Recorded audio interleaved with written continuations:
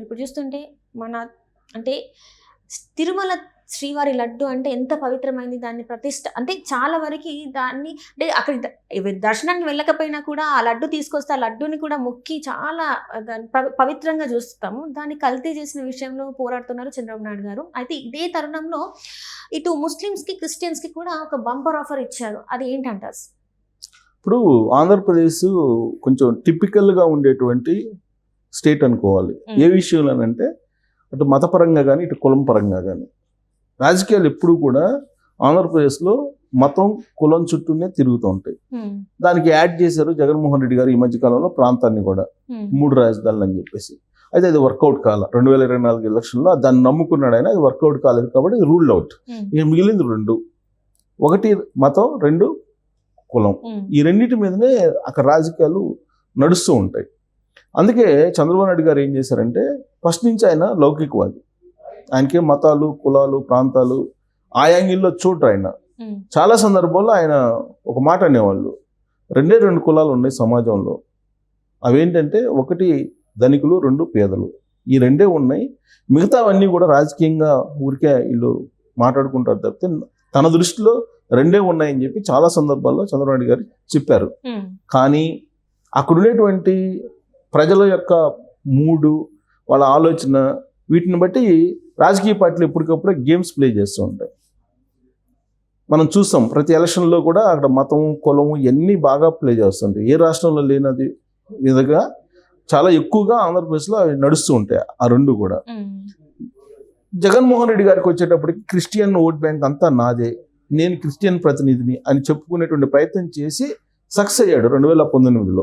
ఎలా సక్సెస్ అయ్యాడంటే ఒకవైపు బ్రదర్ అనిలు, ఇంకొక వైపు జగన్మోహన్ రెడ్డి గారి మేనత్త ఎవరు విమలారెడ్డి, తర్వాత వాళ్ళ మదరు విజయమ్మ, ఇంకొక వైపు షర్మిల. అంటే 2019 ముందు చెప్తున్నా.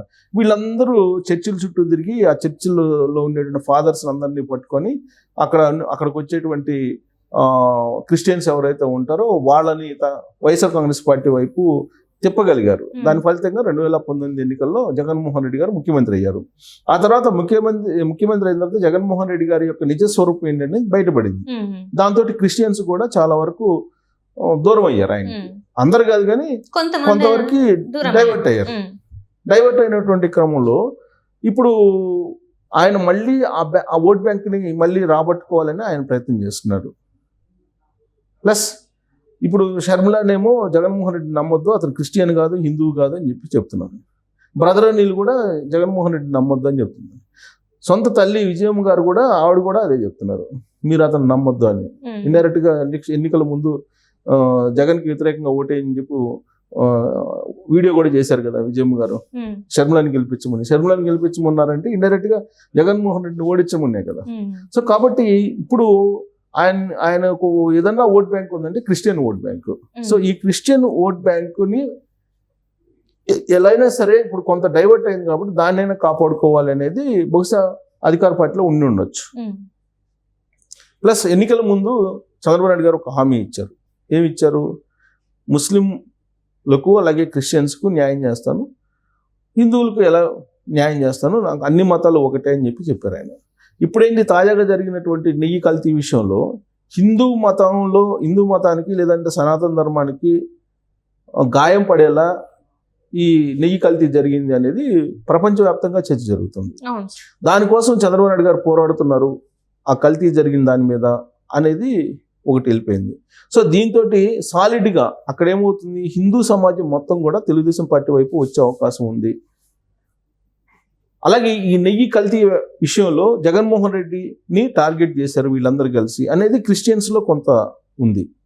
ఇలాంటి పరిస్థితుల్లో ఆయన నాకు అందరూ ఒకటే అన్ని మతాలు అనే ఆలోచన కల్పించడానికి 2 ఆఫర్స్ని ఇచ్చారు.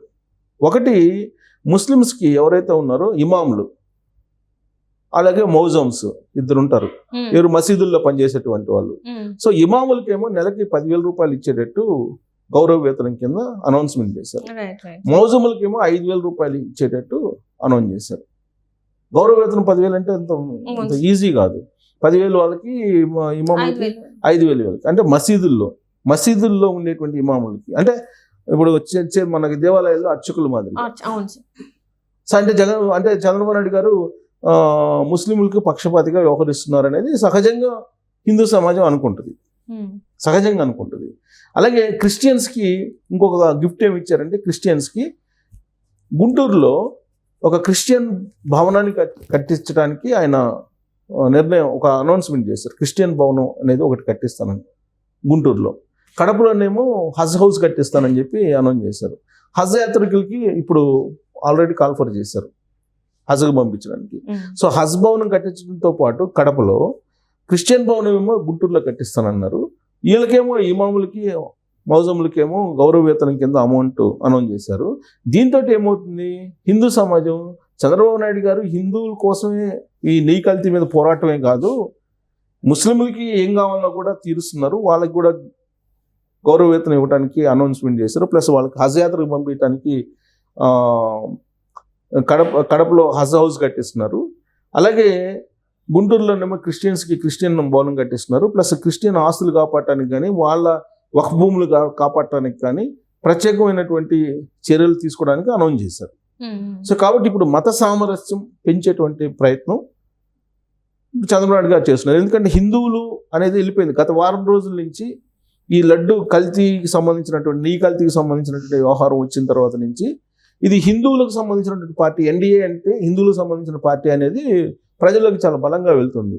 కాదు హిందువులకు సంబంధించిన పార్టీ కాదు, ఇది కూటమి కాదు, ఇది అందరికీ సంబంధించినటువంటి కూటమి, ప్రత్యేకించి తెలుగుదేశం పార్టీ అటు క్రిస్టియన్స్కి, ఇటు ముస్లిమ్స్కి, ఇటు హిందువులకి అందరికీ సమన్యాయం చేసేటువంటి పార్టీ అని చెప్పి ఒక సంకేతం తీసుకెళ్ళడానికి ఈ అనౌన్స్మెంట్స్ ఇప్పుడు చేశారు అనేటువంటి ఒక విశ్లేషణ అయితే మనం చేసుకోవచ్చు. ఎందుకంటే ఈ సందర్భంలో చేశారు కాబట్టి. వాస్తవంగా ఎన్నికల ముందు ఆయన అనౌన్స్ చేసినాయే, ఆయన ప్రామిస్ చేశారు. ఎన్నికల ముందు ఆయన చేసినటువంటి ప్రామిస్ మేరకే ఈ అనౌన్స్మెంట్ చేశారు. అయినప్పటికీ ఇప్పుడు కల్తీ నెయ్యి పెద్ద ఎత్తున ప్రపంచవ్యాప్తంగా చర్చ జరుగుతున్నటువంటి సమయంలో ప్లస్ దాని మీద ఎంక్వైరీకి కూడా వేశారు. సిట్ ఎంక్వైరీకి కూడా వేసి ఎవరైతే కల్తీకి పాల్పడ్డారో దానికి కల్తీ చేసింది ఎవరు, కల్తీ చేయమని చెప్పింది ఎవరు, దానికి ఆర్డర్ చేసింది ఎవరు, పరోక్షంగా ఎవరున్నారు, ప్రత్యక్షంగా ఎవరున్నారు, వీళ్ళందరినీ తేల్చేటువంటి క్రమంలో చాలా హీట్ పెంచింది రాజకీయాల్లో. ఏది నెయ్యి కల్తీ అనేది. ఒకవైపు బీజేపీ వాళ్ళు రెస్పాండ్ కావట్లేదని అంటున్నారు. సో ఇలాంటి సమయంలో ఇదేదో కూటమంతా హిందువులకు సంబంధించినటువంటి వ్యవహారం లాగా ఉందని చెప్పి అనుకోకుండా మిగతా మతాలు, సో మైనారిటీలకి అలాగే క్రిస్టియన్స్కి ఆయన గిఫ్ట్ ఇవ్వడం జరిగింది. అలాగే అనౌన్స్మెంట్స్ కూడా కొన్ని చేయటం జరిగింది. చేయటం ద్వారా అన్ని మతాలు ఒకటే తెలుగుదేశం పార్టీకి, అన్ని మతాలను ఆదరిస్తుంది, అన్ని మతాలు తమకు సమానమే అనేటువంటి ఒక భావాన్ని ఈ అనౌన్స్మెంట్స్ ద్వారా చంద్రబాబు నాయుడు గారు తీసుకెళ్లారు సమాజంలో, ఏపీ సమాజంలో అని చెప్పి మనం భావించడానికి అవకాశం. Thank you so much. Thank you.